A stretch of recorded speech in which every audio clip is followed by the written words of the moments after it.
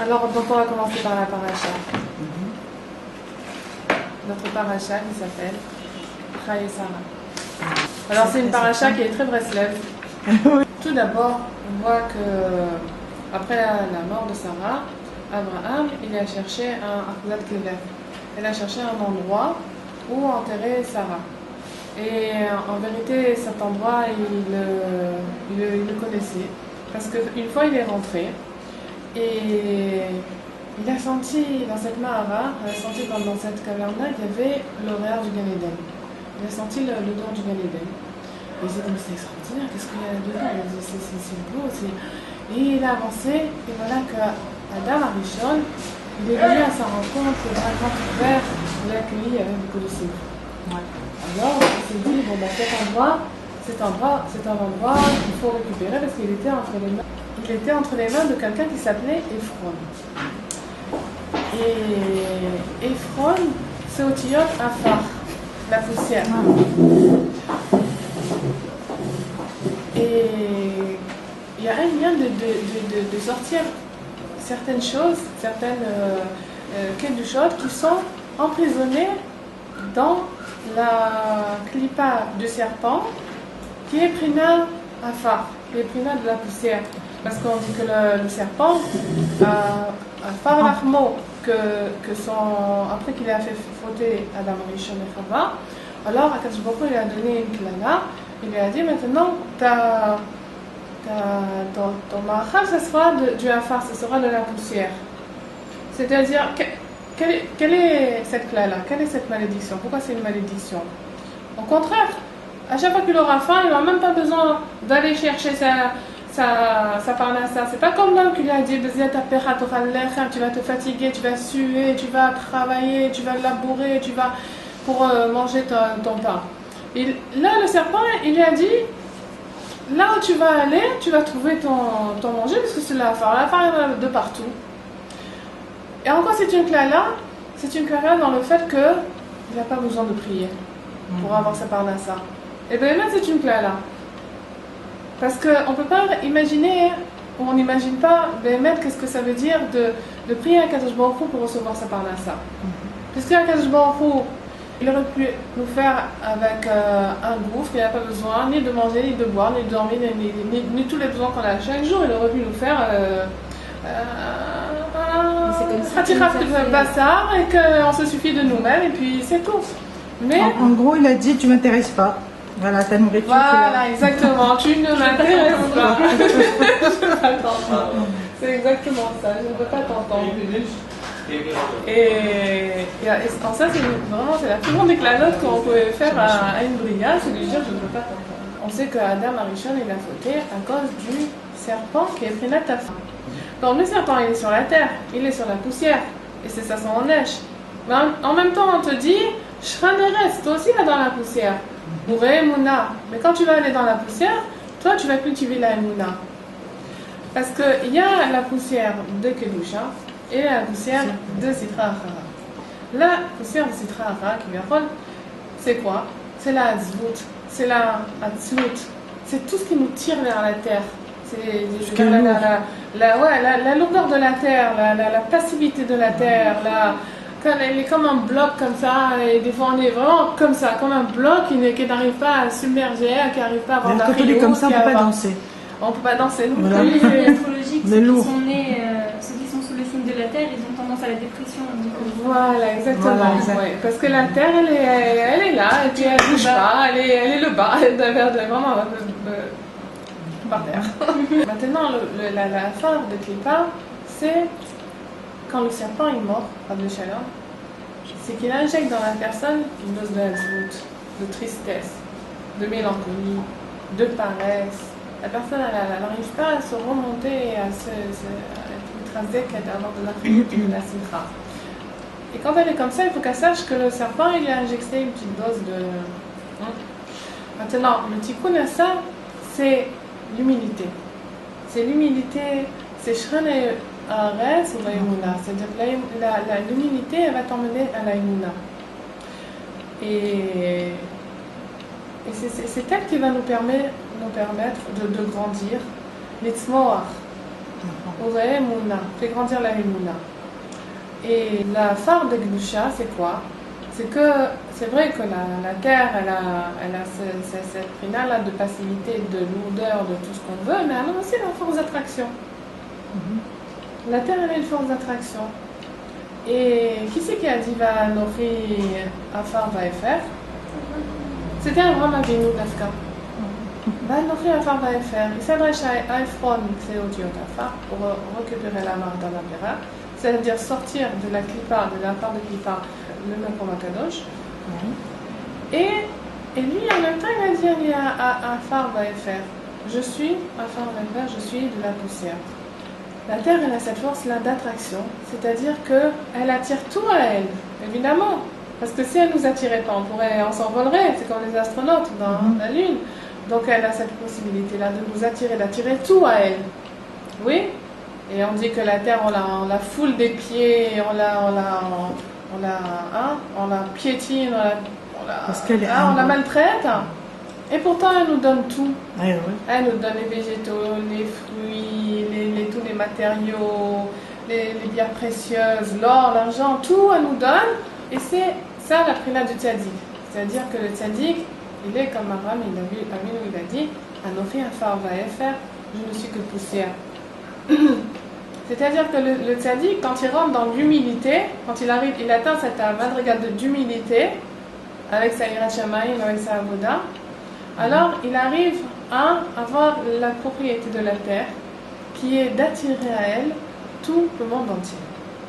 C'est-à-dire que le tzaddik, Yesod Olam, on dit, c'est le pilier de la terre, le Yesod c'est dans la phare, il attire à lui sans cesse le monde entier, les hommes, les femmes, les enfants, les animaux, les goïm, les pagoïm, tout est attiré sans cesse par le tzaddik. Mais donc il a une force d'attraction, le tzaddik. Qu'est-ce qui fait qu'on ne s'en rend pas compte? Qu'est-ce qui fait que chacun est distrait par sa vie, par ses occupations, par ses ta'avot, pourtant le tzaddik il attire le monde entier. Comment ça se fait qu'on n'est pas garde dans le Bishoto? C'est parce qu'autant que lui il a la force d'attraction, il attire, il y a une force, on peut appeler la force de distraction, et qui va faire qu'au lieu d'être attiré par le tzaddik, on va être attiré par d'autres choses. Ils vont nous distraire, beaucoup d'autres choses qui vont nous distraire de l'attraction du tzaddik. C'est-à-dire, ces choses-là, elles se mettent entre le tzaddik et la personne. C'est comme si, on dit maintenant, la terre, elle attire à elle tout. C'est-à-dire que si je fais tomber ce verre, il est attiré par la terre, donc il va tomber. Mais si je mets ma main, il ne peut pas tomber. Il y a quelque chose, un corps amaxique, une force qui va être qui va empêcher le verre de tomber. Et donc, toutes ces choses-là qui sont encore amassiques, entre le tzaddik et nous, entre le tzaddik et le monde, entre le tzaddik et Adam, ça s'appelle la distraction. C'est-à-dire que toute ta vote, c'est toutes les dimionotes, c'est toute l'imagination qui fait qu'on est distrait de l'attirance du tzaddik. On enlève ce Kohar HaMafsik et automatiquement tout le monde est attiré par le tzaddik. Et Béhémet, c'est quelque chose que dans Baruch Hashem aujourd'hui, les gens, on va dire, ils sont repus de ta'avot. Presque.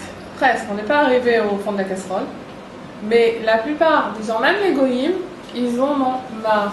C'est-à-dire, on a tellement voulu leur vendre. Être libre et tout. Vous allez être heureux, achetez ça, faites ça, allez là-bas, dépensez, achetez. On voit qu'on est dupé. Alors voilà, à la fin, les gens ils ont commencé à se rendre compte que Béhémet, on nous a roulé. Je suis pas plus heureux maintenant, au contraire, j'ai contracté des dettes, alors qu'avant j'en avais pas. On m'a dit achète à crédit, profite, c'est ça le bonheur et tout. Maintenant j'ai mangé le hors de ce que j'ai acheté.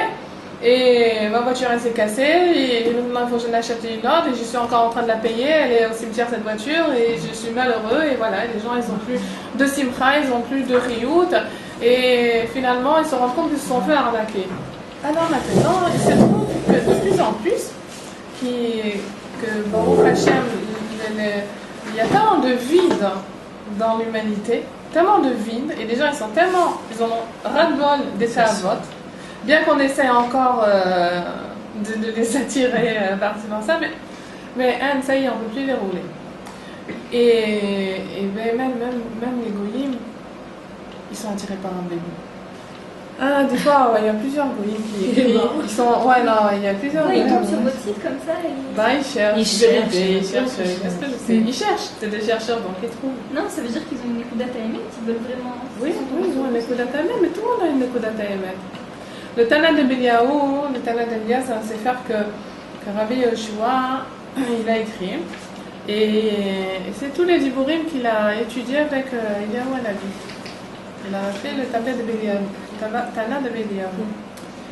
Et dans le Tana de Beliaou, il a écrit une chose, c'est que tout le monde peut arriver au Ruach HaKodesh.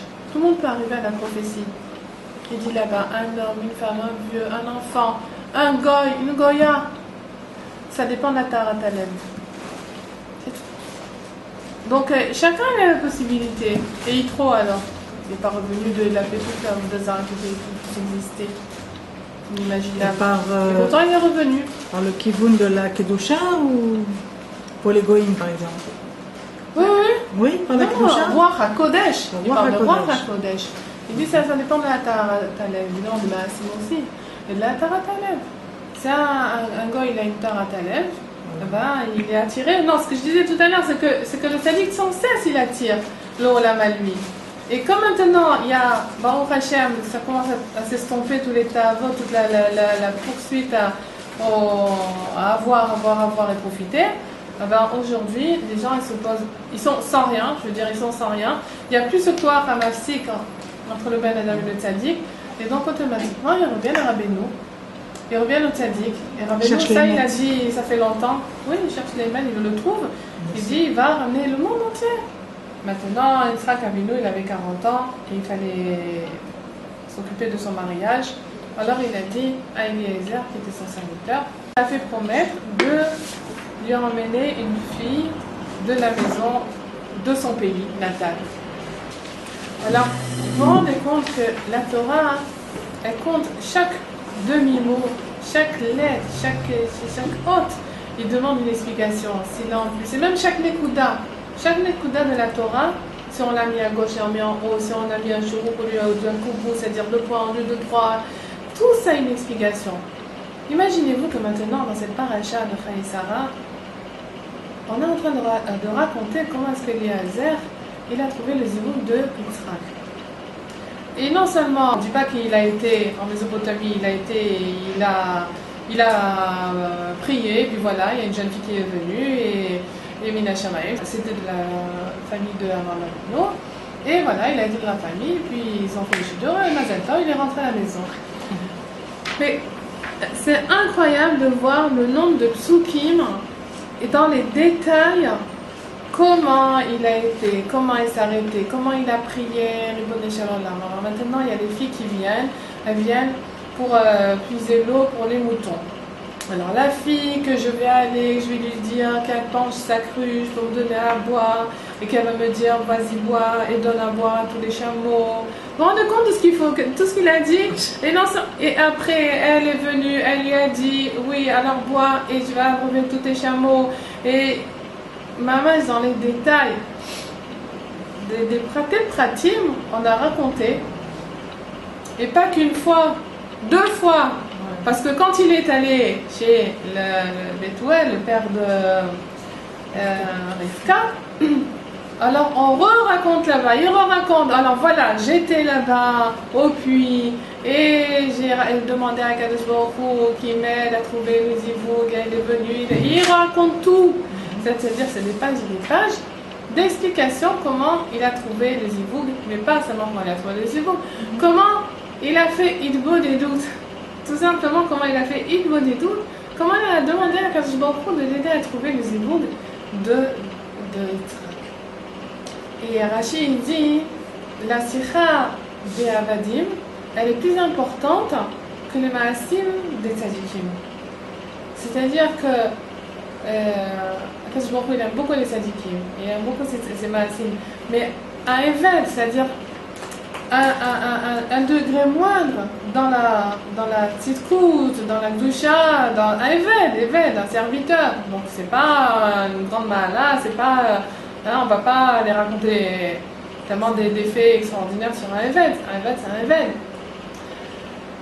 Et en plus, c'était un guerre. C'était parce que quand il lui a dit Oulai, peut-être que la femme ne voudra pas venir avec moi. Il a dit, Rachid dit Oulai, je veux dire Elai. C'est-à-dire que moi aussi j'ai une fille. Et que c'était par rapport à Abraham, nous c'était l'évêque d'Abraham, mais c'était un tzaddik, Eliezer. C'était un tzaddik pour votre olam. Il a fait des maasim extraordinaires, donc il aurait pu maintenant lui donner sa fille, c'était une tzaddikat aussi. Il a dit peut-être vous allez accepter de vouloir marier votre fils avec ma fille. Il a dit attention, non, pas du tout, pas du tout. C'est-à-dire que le Ham Israël qui devait venir de ce couple-là, il devait être Tahor, mais à Khouz, c'est-à-dire jusque dans la généalogie. Et on voit que la combien c'est la sikha d'un Ben Adam Pachout, on va dire, elle est plus rachou aux yeux d'Akadosh Baruch Hu que la petite coûte d'un grand tzaddik. Et ça, c'est un réseau extraordinaire qu'Akadosh Baruch Hu il a voulu nous donner en disant mais regardez, voilà, il a parlé. Combien c'est deux fois ça nous est arrivé, la fois qu'on a eu des magazines comme ça, qu'on a vu l'âge des Rafatit, et qu'on raconte, qu'on dit voilà, j'ai prié, mais je te rends compte d'Akadosh Baruch Hu, mais tout de suite, il a pas fini de parler, ça y est, elle est venue, elle était là. C'est pas vrai? Vous n'avez pas des maasim à nous raconter comme ça, extraordinaire? Racontez-nous. Moi j'en ai un qui vous concerne un peu. Vous vous rappelez quand je vous ai appelé pour savoir comment on faisait la mayonnaise? Oui. Voilà. Non, parce qu'on a le même Ma'abed Mazon comme ça, le même mixeur. Alors je voulais savoir comment elle fait. Alors je vous ai appelé, enfin non, on était au téléphone, alors je vous dis dites-moi comment vous faites. Vous m'avez expliqué exactement et tout, avec le même Ma'abed Mazon. J'ai fait rien, c'est sorti de l'eau. Ouais, tu m'as dit. De l'eau. Alors je vous rappelle, je vous dis mais c'est sorti de l'eau, comment je fais? Et vous m'avez dit est-ce que tu as prié? J'ai pas pensé je vais prier pour ma mayonnaise. J'ai raccroché, j'ai fait bidiouk, le même tarif que vous m'avez dit, exactement pareil, j'ai rien changé, sauf que j'ai dit Hachem Mirvot Shabbat, que ça sorte bien. Bon, Hachem, ça sort bien. Non, même. C'est vous qui m'avez dit est-ce que tu as prié? Tu as tout fait comme je t'ai dit, mais est-ce que tu as demandé à Hachem que ça sorte bien? C'est un petit. J'ai oublié de vous le raconter ça. Ouais, c'est beau, bon, Hachem, c'est ça que il attend de nous. Ouais, ça, mon petit. C'est ça, nous on croit qu'il attend de nous. On soit des tzadikim ou mouchlamim. C'est-à-dire que tant qu'on ne sera pas un tzadik mouchlam, comme Abraham Yitzhak Yaakov, Sarah, Kara, Rachel, Béléa, lo shavé, allez, lo shava, je vois rien. La Kadosh Baruch Hu même pas. C'est ça qui fait tomber la personne dans la zvout et dans la yush. C'est parce que on croit qu'il faut arriver à la perfection. On croit que la perfection c'est bien. C'est pas ça qu'Hachem il veut. Non, c'est pas toi qui dois finir. Commence, rien commence, on te demande. La Kadosh Baruch Hu envoie la bracha après. Mais toi, rien que tu dois faire, c'est ça qui fait plaisir à Kadosh Baruch Hu. Il est venu à Eliezer, il a commencé, il a dit voilà, je ne sais rien, je ne sais pas, quelle responsabilité de folie qu'Abraham il m'a donné à aller trouver le zivuk de Yitzhak. Comment moi, qui est petit, qui sait rien, qui n'a pas le droit à Kodesh, comment je vais faire? Aide-moi, voilà, un petit signe au moins que je sache deviner que c'est toi. Et voilà qu'il a vu Najir Khalif là, c'est ça que je pense qu'il attend de nous. Il attend qu'on lève les yeux vers lui, qu'on dise je ne peux pas, je ne sais pas. C'est le contraire de prendre les choses en main. Parce que quand on lève les mains vers le ciel, alors on dit voilà, moi je ne peux pas prendre les choses en main. Je les lève vers toi. Parce que c'est toi, il n'y a que toi qui peux faire. Et c'est ça qu'Akadosh Baruch Hu attend de nous. Il attend qu'on lève les mains, qu'on dise voilà, ces mains peuvent rien faire. Donne-moi, fais-moi cadeau. Et il nous fait cadeau, il nous déclenche, il nous ouvre la porte du Otsar Matanat Chinam. Parce que dans le ciel, il y a ce qu'on appelle un Otsar Matanat Chinam, c'est-à-dire un endroit qui s'appelle le trésor de nom gratuit. Et cet endroit-là, on peut ouvrir la porte avec la tfila.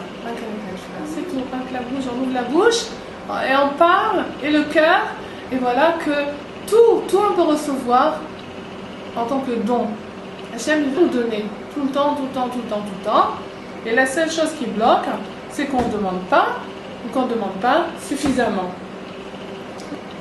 Akadosh Baruch Hu, il veut qu'on s'en il veut qu'on parle, ouvre ta bouche, rien que parle, ouvre ta bouche. Et Et Ptar Picha, ouvre ta bouche, je vais la remplir. Rien qu'ouvre et je vais te la remplir. Et ça on oublie. Parce que des fois, c'est vrai, on a des échouates, on demande à Kadosh Baruch Hu qui nous aide. Et de mettre nous aide, on connaît qu'il nous aide. On dirait que tout se referme tout de suite, même si c'était la veille, et on oublie tout. Même si on a eu des échouates extraordinaires, je veux dire même le Zibou, même la Parnassa, même on a vu des Niflaot, une fois qu'on a reçu la Tova, on dirait que le problème il est le même, comme si on n'avait jamais eu de échouat. Souvent il y a juste un essayant qui tombe juste après la échouat. Et ben, c'est pour ça que des fois, ça veut dire là, c'est l'essayant, on dirait qu'Hachem il veut voir si on a oublié, si on se rappelle de la Tova et on reste toujours avec les moulins. On dirait qu'à chaque fois, en tout cas moi, ça m'arrive comme ça. C'est-à-dire, j'ai pas très bien compris. J'ai une Yeshua comme ça, une grande Ashgacha. Ouais. Et après, tout de suite après, j'ai un Issaïen. Un Issaïen, ça veut dire, on dirait que ça veut dire tout de suite après une Yeshua. En général, c'est pas un Issaïen qui vient comme ça, c'est tout de suite après une Yeshua. Et on dirait que, et Hachem, il veut voir apparemment sur le moment si on a. Vous voyez ce que je veux dire? Oui, je vois ce que tu veux dire, mais est-ce que c'est tout le temps comme ça? Beaucoup comme ça. Et t'as pas un truc, c'est pas une programmation que tu t'es faite? C'est-à-dire, tu sais que la personne, elle attire les choses. Oui, dans la tête. La personne, elle a la force avec sa marque Shavan d'attirer les choses. Je juge pas, je juge pas. Je me souviens qu'à Aix-les-Bains, il y avait des gens, il y avait une famille qui était arrivée d'Amérique, dans une petite communauté de Breslev, où ils avaient beaucoup de problèmes avec les goyim, tout le temps. C'est une fois celui-là, une fois l'autre, une fois l'autre. Ils avaient demandé à Rabbi Yitzhak Bender, qui était notre roi à l'époque, qu'est-ce qu'il fallait faire. Alors il a dit, il ne faut pas attirer les problèmes. Oui, il y a quelque chose c'est vrai, dans la c'est que la marachava, il faut la mettre toujours dans le Givuntor, dans le positif. Tout le temps, il faut pas se dire ah, j'ai une joie de soi. Voyez. Parce que on peut attirer, non, je suis le merci de là, mais tu vas me donner encore plus encore. Et maintenant c'était une petite échange, mais maintenant je vais avoir encore plus. Il y a pas, tu laisses pas la porte, tu n'ouvres pas la porte pour les problèmes. Dans ta tête, je dois te dire, Baruch Hashem, Kadosh Baruch Hu, il m'a fait une Yeshua, j'ai demandé, j'ai prié, voilà, il m'a fait de la Yeshua. Oh, de la Hashem qui toque, le Razot. Est-ce que tu remercies quand tu as eu la Yeshua? Mais ne laisse pas rentrer. Laisse pas rentrer. La prochaine fois, tu dis, voilà, j'ai eu la Yeshua, oh, de la Hashem qui toque. Hashem, il veut comment bien et ça continuera tout le temps tôt. Et donc, Baruch Hashem, c'est un maasé qui est tellement extraordinaire, le maasé de la rencontre avec le Zibouk de Yitzhak.